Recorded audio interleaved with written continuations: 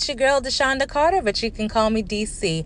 Thanks so much for tuning in today to my show, When the Blue Comes Off. Sit back, relax, take notes, do what you like, and let's get into it. Hey guys, so thank you for tuning in with me today. I have another phenomenal woman who is going to speak to you today all the way from Texas, okay? She is from Houston, Texas, and she is out of the Harris County Sheriff's Office, okay? We're going to give it up for Miss Alexis Berry. Hi, Alexis. Hey, how you doing? I am doing wonderful, wonderful. I wish it would stop raining here. I mean, it's been raining in New York for like 2 weeks straight, but I mean, I'm still healthy and well. God, thank God for that. How about you? How are you doing? I'm doing pretty good. It's actually raining right now. You see, we can't get a break from the rain. I don't know. Maybe that's a good thing. It's purifying the earth. So let's not complain about it. So, Alexis, I understand you are what's called a detention officer in the Harris County Sheriff's Office. That's equivalent to like being a correction officer in New York, correct? Yes, that's correct. Okay, so tell me about your experience in that. Like, what made you go into that field? Well, what made me go to that field, I'm actually getting my degree in psychology from Prairie View A&M University. So I basically wanted to learn how to deal with people, different personalities, learn the different personalities that people have, and different mental health mental illness issues that people have. I never worked around people with different type of personalities and different mental health issues, mental illness issues. So that's why I got into correction officer. So you figured the best place to go and find people who don't have it together mentally would be the correction department, yes? Yes. So how long have you been with the department? Well, I've been in law enforcement, like the law enforcement industry, for almost 2 years. Actually, next month on the 19th will be my second year in law enforcement. Okay, so I started in August 2019. Okay, so you're new to the field. Okay, but that was smart. You figured, let me go into the jail, learn my craft, get my degree, and do something with it. Yes, ma'am. Okay, so in your 2 years that you have been in law enforcement thus far, what would you say has been one of the worst experiences you have had to deal with? My first experience ever was seeing somebody trying to hang themselves. Trying to hang themselves. I never seen it before, so it was like it kind of startled me.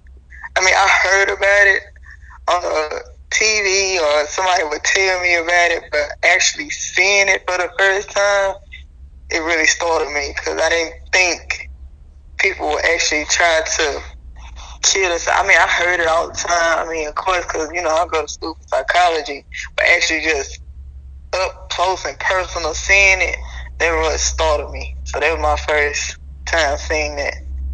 So what were you doing? Were you making a tour and you just happened to walk by? Like, how did you come upon this person? Yeah, I was making a round. Mm-hmm. I was making a round, me and my partner, and you go in the cell and we check on the inmates or whatever, and I found this guy like he was like bluish purple in the face. And I'm like, what happened? Like, what's going on? And some of the other inmates were telling me, oh, he tried to, he got like, I think they said like 25 years. And I'm like, okay. And they were like, yeah, he trying to kill himself. So I had a radio. I had to call for nursing supervisor. It was my first time ever dealing with somebody trying to kill himself. But I knew from school what you're supposed to do, So I was like, okay, I had to go get tell somebody to go get the scissors, and I had to hold him up for the legs and hold him up, and somebody cut the tie, but don't cut it by the noose or whatever. You got to cut it the same way. And then I had to start chest compressions until the nurses got there. Did They we? took him to the hospital, but he lives. But Okay. it was just, you know, It was a traumatic my experience for first. you. Yes, it was a traumatic experience. My first. So Well, hopefully it'll be your last. If you stay in law enforcement, it may not, but we're gonna pray that hopefully it will be your last experience, And you did a good yeah, thing. You saved the man's life, and hopefully, he is indebted to you for that and grateful to you for that. That he is still here. yes. So now that you would say was one of the worst things in your 2 years of being in law enforcement. How would you say the camaraderie is in terms of, what do you like about being in law enforcement? I mean, just like dealing with different people. I've always been a people person. So like just dealing with different people and their personalities, trying to figure out different personalities, and I like to talk a lot. Like just talking to people and trying to feel like, okay, what is their life story, or try to piece together. I like to give it. I know we're not really supposed to, but sometimes I give advice. I'll just be like, okay, what if I would do if I was in this situation? Like I try to give advice. I try not to be like, oh, standoffish and stuff. I mean, they still human, like I'm human. So I like to give advice. Like if I can give advice, I give advice. Hey, I think you should do this, or like a simple life advice that they can take with them. Mm-hmm. Do you find that most of the detainees are receptive when you give them advice? Yes, I find that they are receptive. They be like, okay, I think, they be like, but I don't think I can do this. I be like, look, I keep it real with them. I be upfront with them. I be like, look, I'm not gonna sugarcoat with y'all. If I was in this situation, I would do this, or I think, just hold out in life, and let life take its course, and don't try to force anything if you can't. So most of them come to me. I worked male and female floors. The males always come for me for relationship advice, and and I be like, yeah, I'm not no counselor, but I just listen. And then the females, they come to me with their problems too, and I be like, okay, like I'm like basically like a counselor to them. But So I be like, I think that is one of the roles people don't realize we play in this position, because we're locked up with them all day, every day, and they see us and they look to us for advice. They start telling you their personal business. They want to know how, or what would you do, or and they tend to most adhere to the advice. oh So yeah, that's kind of good that you have a good rapport, and that way there's not that many, hopefully, uses of force, which I know. brings me to that next question. Have you ever had a use of force in your 2 years being In my there? 2 years, I only had one use of force. Okay, that's a good thing. I've only had one.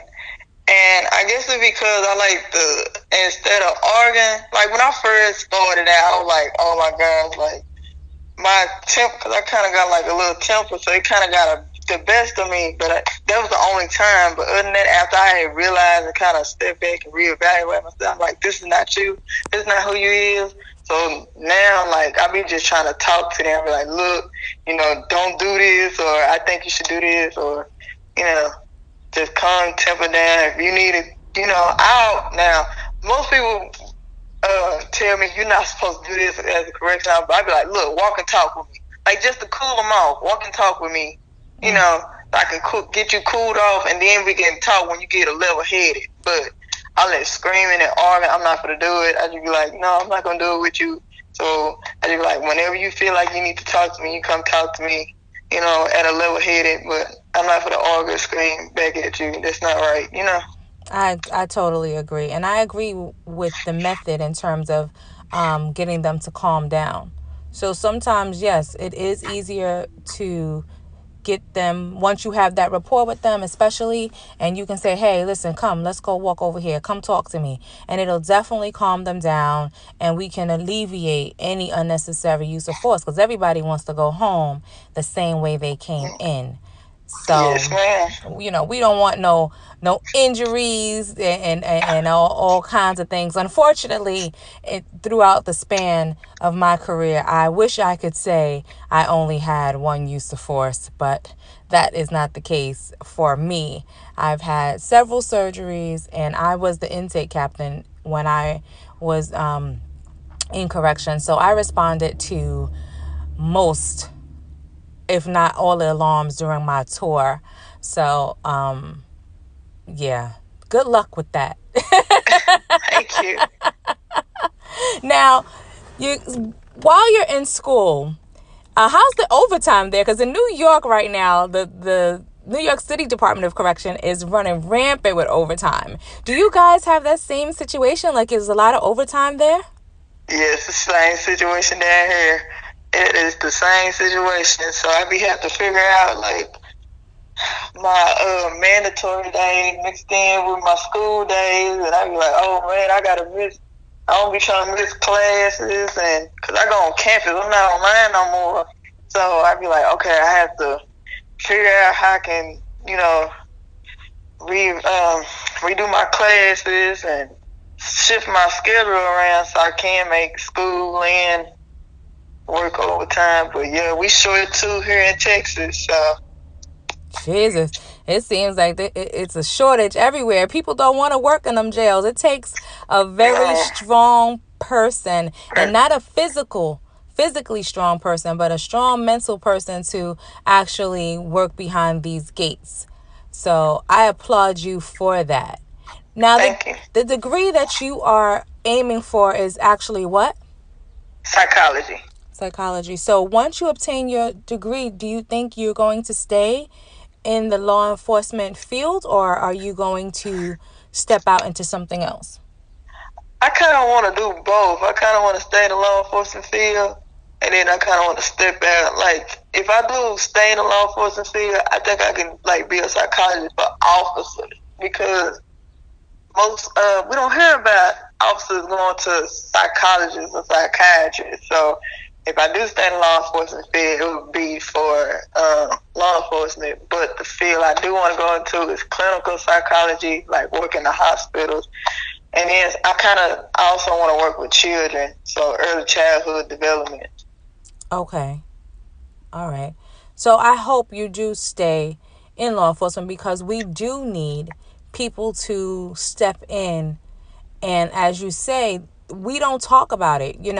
A lot I found, and I don't know if how this is in Texas, but I found a lot of correction officers would turn to drinking as a Yes. form of coping with their day to day. Is that something you find in your institution?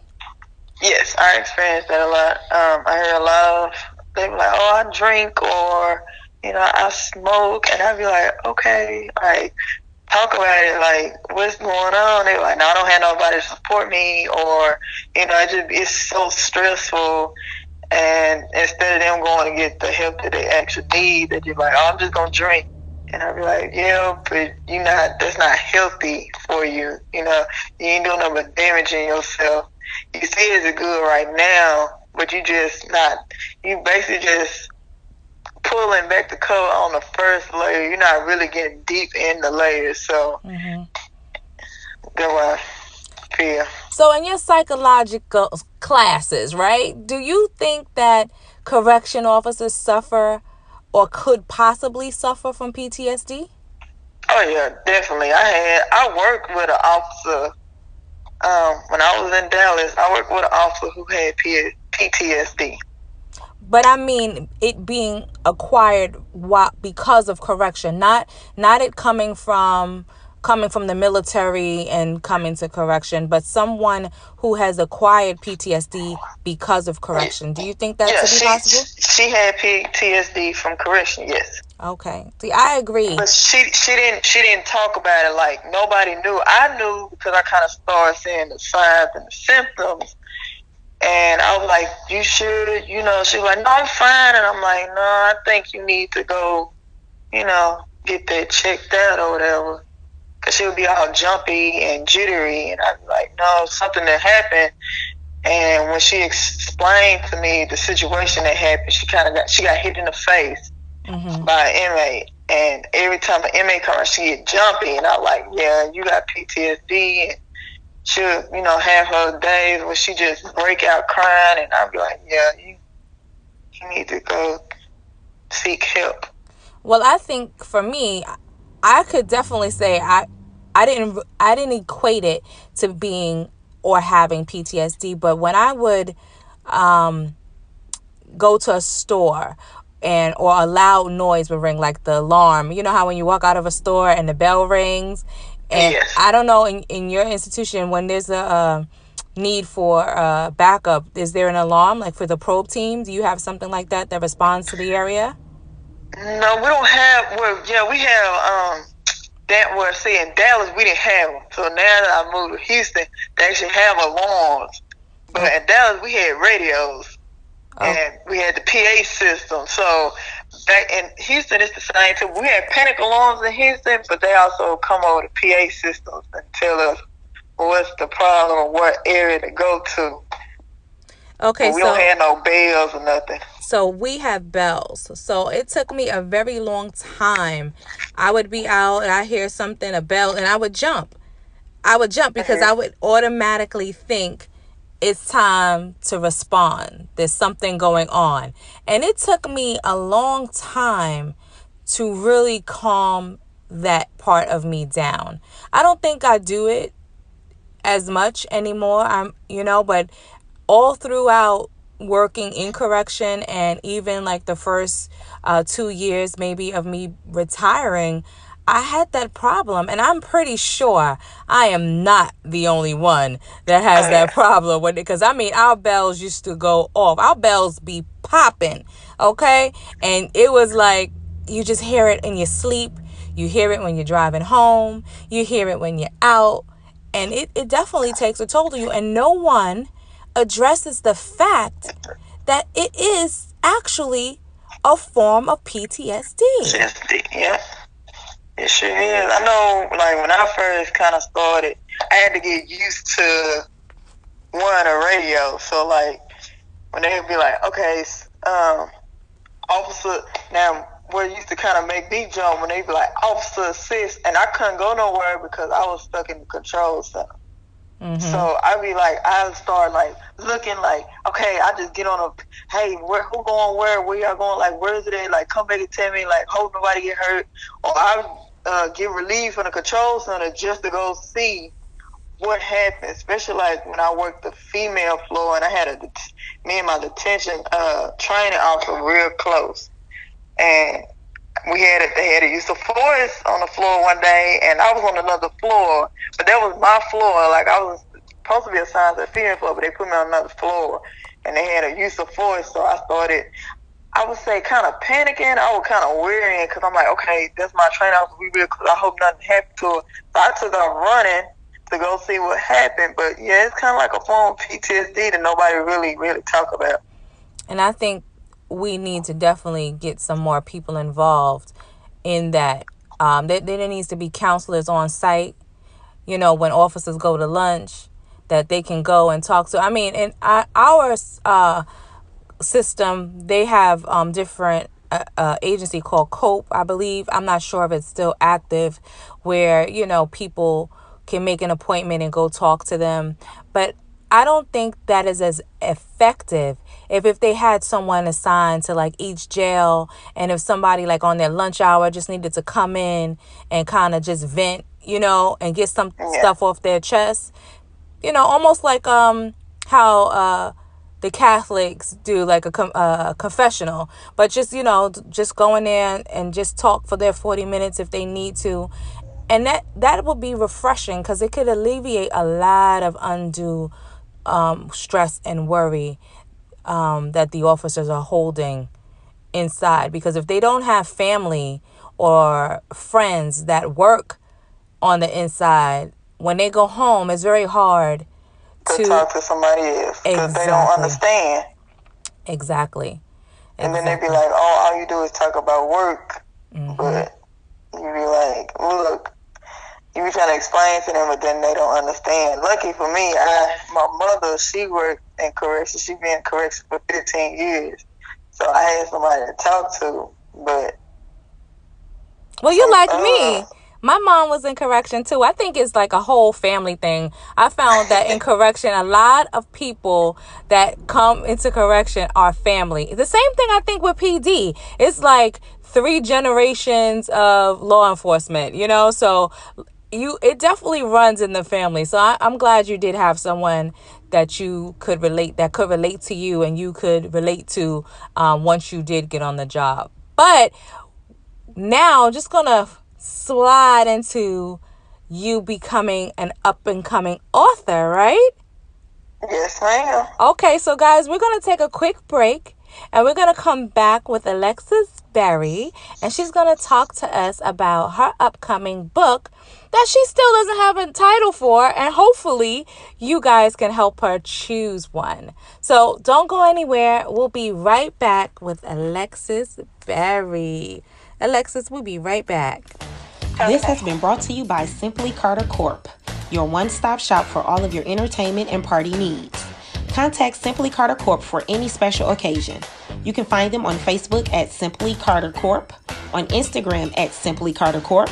You can check out their website at www.simplycartercorp.com. Give them a call at 845-682-0022. Or you can shoot them an email at hello@simplycartercorp.com.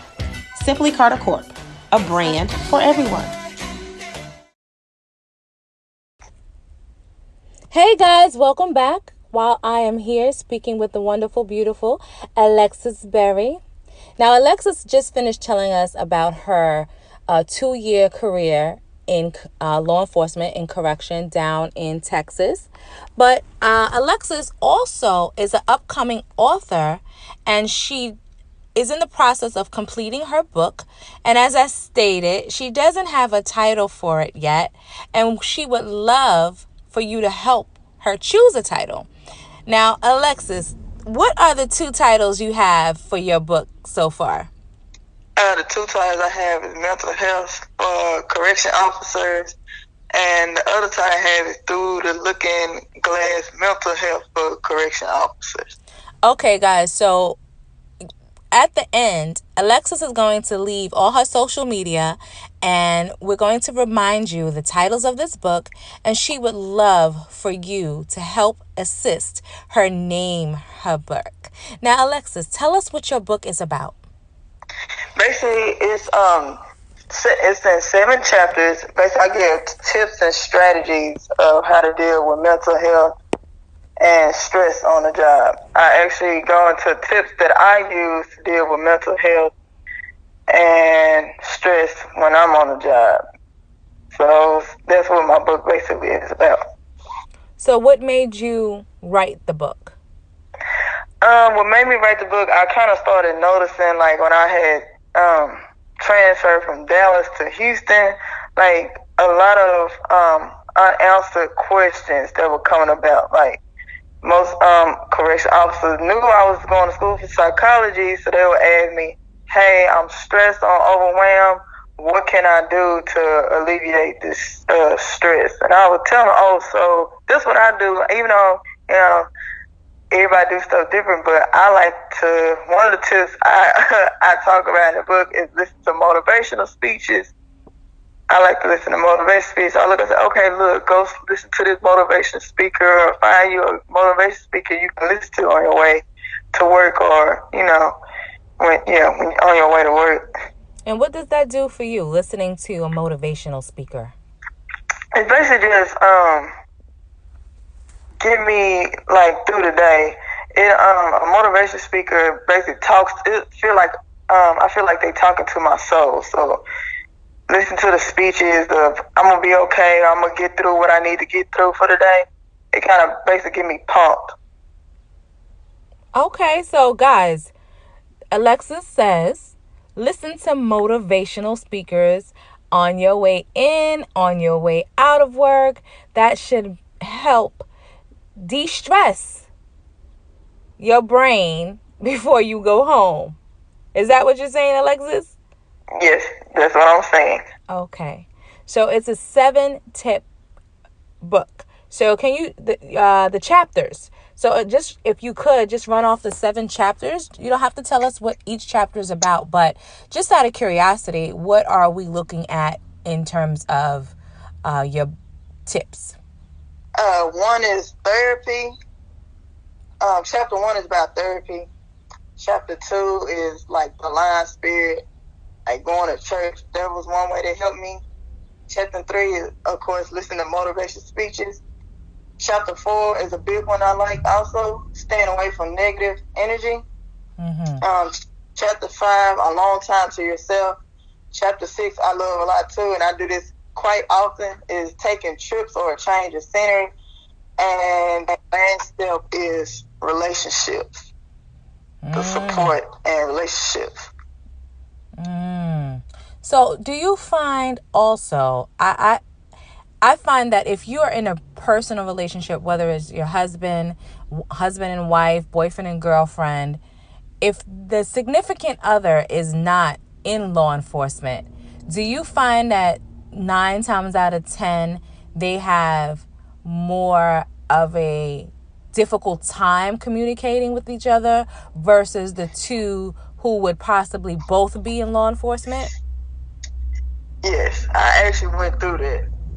That's what I talk about in my book. Like, I was at the time dating somebody when I first started corrections, and I was working a lot, and he didn't understand that the hours I was working, I was coming home late. I was working 16-hour shifts a week, and it was taking a toll on us. We would like argue a lot, and I was like, look, there's some stuff that I see on a day-to-day basis that you do not see and you don't understand. I'm like, I can talk to my mom about it because she's in the field, but I try to turn and talk to him about it. I mean, he didn't understand, and so it took a toll on our relationship. So most people who not in corrections, they really don't understand. It's like they look on outside in, but they really don't know the inside out. So they just be like, oh, y'all doing this, or they go off of what social media is saying. I'd be like, no, that's really not true. And then we have a heated discussion, the heated argument. I'd be like, if y'all really knew what goes on in them tanks and them cells, then you wouldn't be saying what you be saying. So, okay, great. Now this leads to another question. If a young lady came to you, even a young man, a young person, period, they came and said, hey, Alexis, I just signed up to take the test or to become a detention officer / correction officer, would you encourage them to pursue this career, or would you say, nah, it's not for you? I mean, I would tell anybody, follow your heart, first of all. If you want to be an officer, whether it's a detention officer, a police officer, if you want to go into the law enforcement field, follow your heart first. Don't never let nobody steer you away from your dreams. But I would tell them to be cautious. Make sure they be careful of their surroundings. You know, it's gonna be times you're gonna be challenged. You know, females, you're gonna be having males. You know, in the window looking at you all the time. Males, you're gonna be having males basically trying to size you up, you know. But if you stay strong and you work on your mental health and you work on your stress, you should be fine as an officer. I think that is excellent advice to ensure that people work on their mental health. And I think a lot of people just do a lot of coping mechanisms, like I said, with drinking, going out, trying to keep their mind busy as opposed to seeking therapeutic help. So I agree with you wholeheartedly. We need to encourage our people in therapy and mental health, and don't let people make you feel like it's a stigmatism that you need to go talk to someone. You know, because, you know, back in the days, that's what people say. Oh, you crazy. You can't go talk to anyone. And you would keep things just bottled up inside of you until you're ready to explode. And then when you explode, they looking at you like, well, where did that come from? You know? Yes. But Alexis, I want to thank you so much for taking the time out to talk to me about your experience down there in Houston, Texas. You're welcome. And we look forward to your book coming out. Do we have a release date yet? No, I do not have a release date yet. But it will be on my, as soon as I have a release date, I will put it on my social media page. And what is your social media page? On Facebook and Instagram, it's the same. And Twitter is at ms.miss.alexisberry. All lowercase. Okay. So it's at Miss Alexis Berry. Yes. All lowercase for all social media. And guys, don't forget to hit her up and tell her what you think she should name her book. Again, the options are Mental Health for Correction Officers or Through the Looking Glass of the Correction Officer. Through the Looking Glass, Mental Health for Correction Officers. Through the Looking Glass, Mental Health for Correction Officers. So thank you so much, Alexis, for stopping by and chatting. And we will be looking for that book to come out and support you with it. And stay safe while you're out there in those jails fighting crime. And keep doing what you're doing in that positive light, because, you know, we want people to know that we're not there to hurt or harm. It's all about care, custody, and control. So maintain that. Maintain your mental health. And we look forward to supporting you in any way we can in the future. All right, guys. Give it up for Alexis Berry. Bye, Alexis. Thank you. Bye-bye. I want to thank Alexis Berry for coming on the show today and sharing her experience down in Houston. This just shows that we are all one, a sea of blue, working together, providing care, custody, and control, and maintaining our own mental health. I hope you guys enjoyed the show, and I look forward to bringing you many more, all with positive vibes. Remember, whatever you do, do it from the heart, with love and passion. Stay safe. Talk to you soon.